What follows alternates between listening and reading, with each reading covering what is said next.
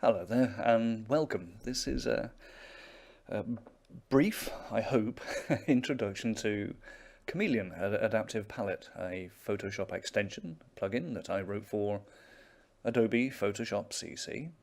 It's when you initially start it, you'll find it in the Windows Extensions menu, which you cannot see on this screen, but it's in the Windows Extensions menu there, and it will turn up initially as this little icon in the top corner, which that is pretty much what you should, I hope, be seeing the first time you run it. So the first thing we do, of course, is, like with all add-ons, tear off that little icon, because it's pretty useless as it is. And it's dockable. It can be placed anywhere. I generally like to place it above the layers panel here. But first what I'll do is I shall explain the layout of the adaptive palette. The principle of the idea is that, let me just take out a brush there. The principle of the idea is that whatever colour you choose, it adapts to give you a range based on that particular colour, and it does it on the fly. Note, without any CPU overhead. The reason I initially did this is based on another extension, or a series of extensions called dynamic swatches, and they were initially to give me brightness variations without using sliders, because I always find sliders incredibly fiddly. So the thing is, with Photoshop you have, of course, your swatches panel, and the swatches panels just give you a range, and I always thought that, or felt that, if it wasn't on that swatch panel already, the colour you're looking for, you have to fiddle around, and it's a number of extra clicks that you're not looking for. So these are great for a random colour, but not specifically for the colour that you're looking for. And I like to keep within the range of where you have already on your painting, on your canvas.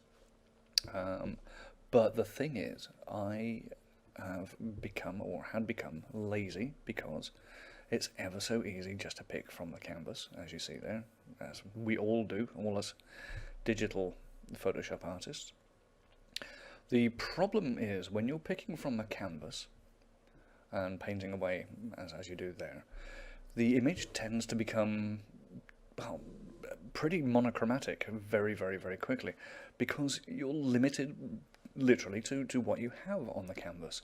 Now you can, in brushes, introduce hue variations and randomizations possibly, but it still doesn't give you the control that you're looking for within that range. So because I was getting lazy picking from the canvas and only using colours that were already on the canvas, as I say, it became monochromatic. But this extension is designed to help give you variations based on that.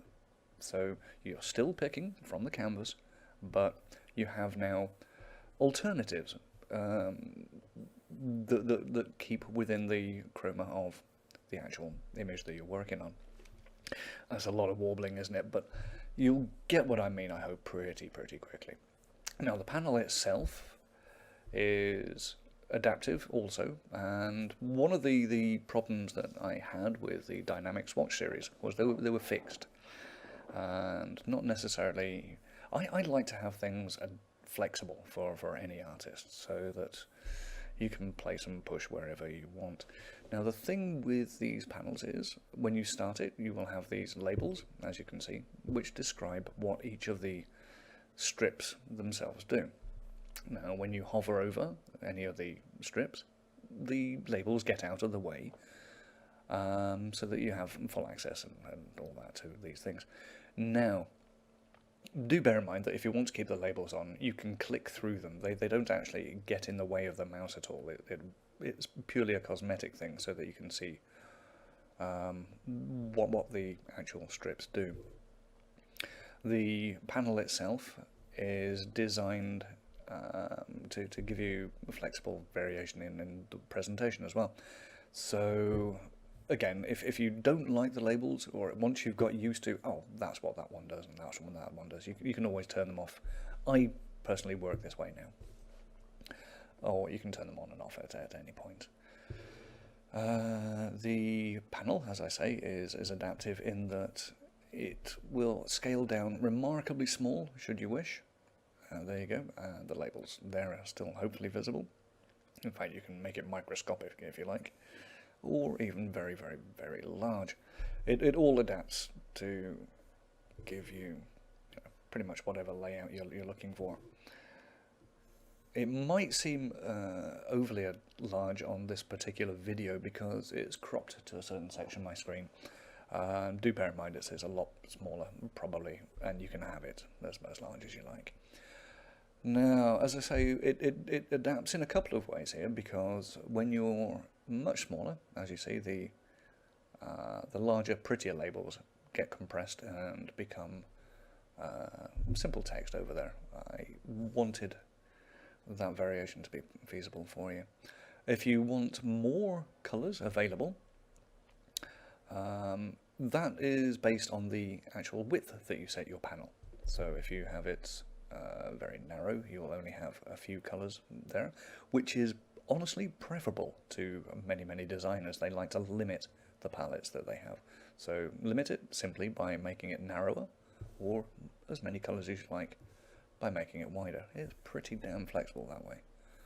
You can, for example, see massive ranges there. And again, do bear in mind I'm using only a cropped version of my screen here. So what I will do is that you can turn on and off various things in the menu system here. Borderless, for example. Some people prefer this and think it's prettier.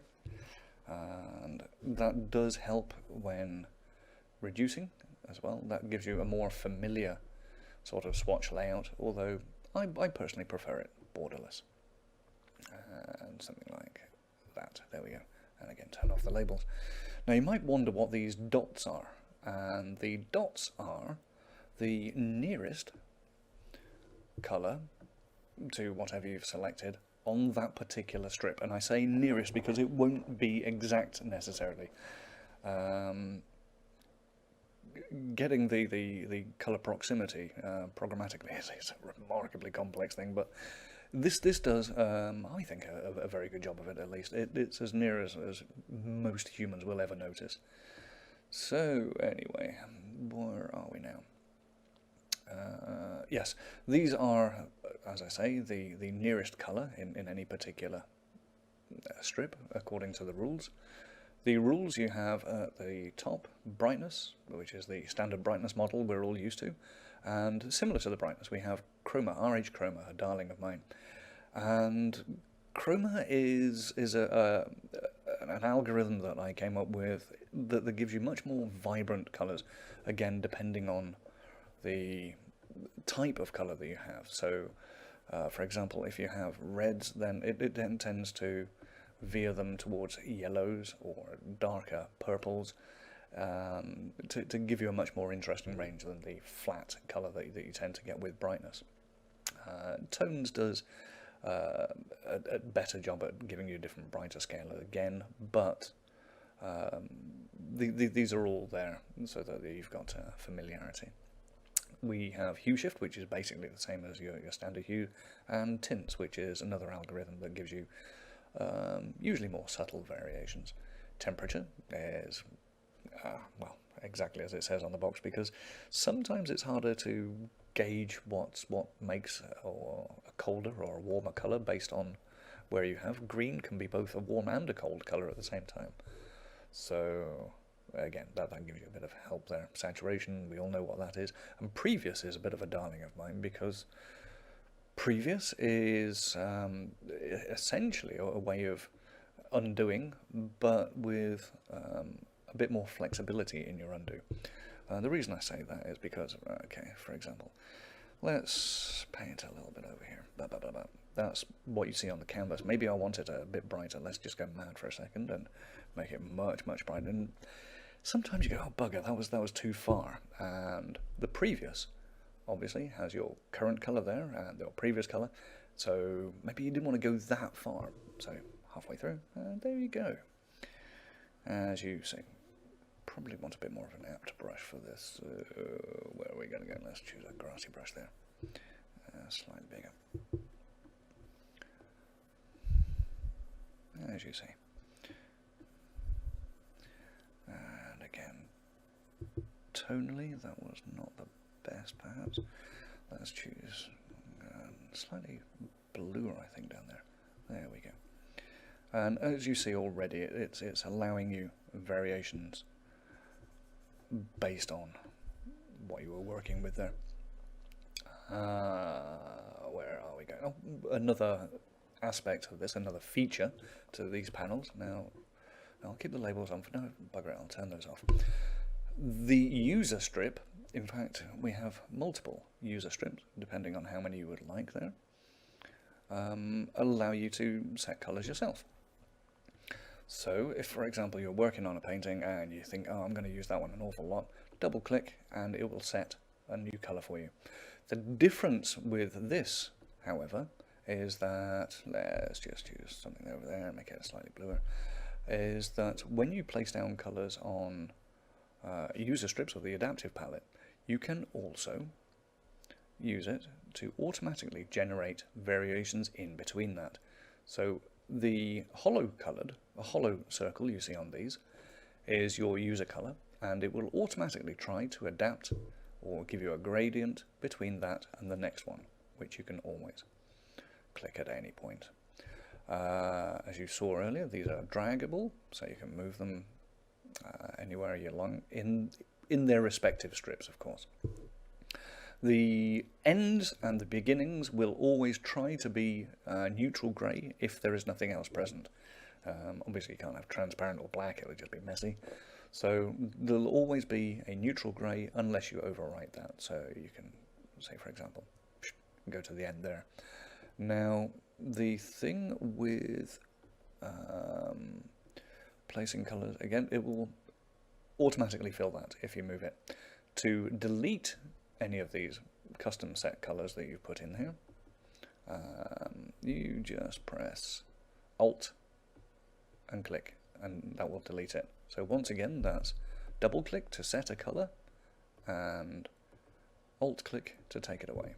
To do gradients in between, either just place it somewhere else or drag it to wherever you like to be. And that's pretty much as I can tell you about that so far. Is there anything I've missed? Let's see. Yeah, you've got primaries, which will just give you base colours really quickly to mess with. And history, which is the same as your standard history. So as you see, when you're changing colours, it adds on the strip where you were. And that's about that so far. Oh, one other feature that I'm in fact, do you know what, I'm going to dock this up here. This is how I usually work with it, docked up here anyway, so now it's more familiar to me. There we go. Dum, dum, dum, dum, dum. Come on, there we go. All placed quite nicely. Now, one superb feature that I'm really proud of is the ability to change vector layers or solid color layers.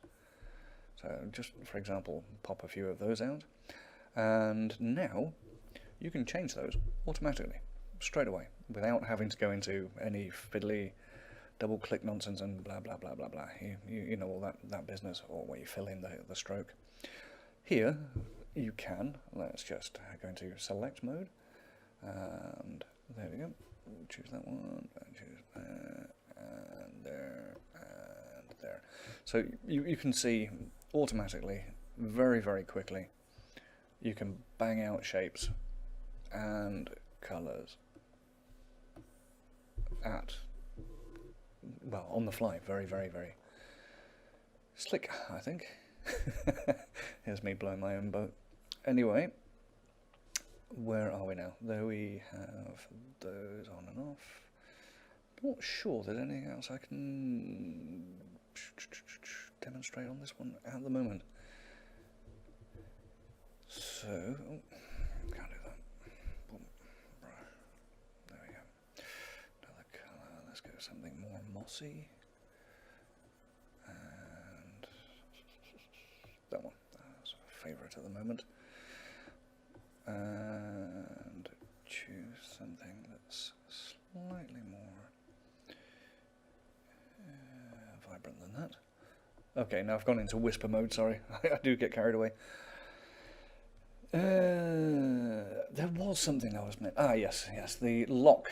That's another thing that you need to be aware of. You can, if you're in a state with your colour palette where you think, oh, this is perfect, I don't want to vary from this, you can lock that down at any one point, and then it becomes essentially a fixed palette. As you can see, there, nothing really to describe more there, apart from it's fixed. And this is something you do need to bear in mind, because sometimes you might be working away and go, oh, bloody hell, it's not changing. Remember to unlock it, and then you're back to your adaptive mode. Borderless we've gone through. That's pretty much everything, I think. So, for once, I've managed to keep this nice and brief. I hope you got everything you needed out of this one. If not, do feel free to email me anytime, and I'll be happy to get back to you. Otherwise, there should be a trial mode available, so feel free to tinker with it to your heart's content. And otherwise, just hope you enjoy. Thank you for now.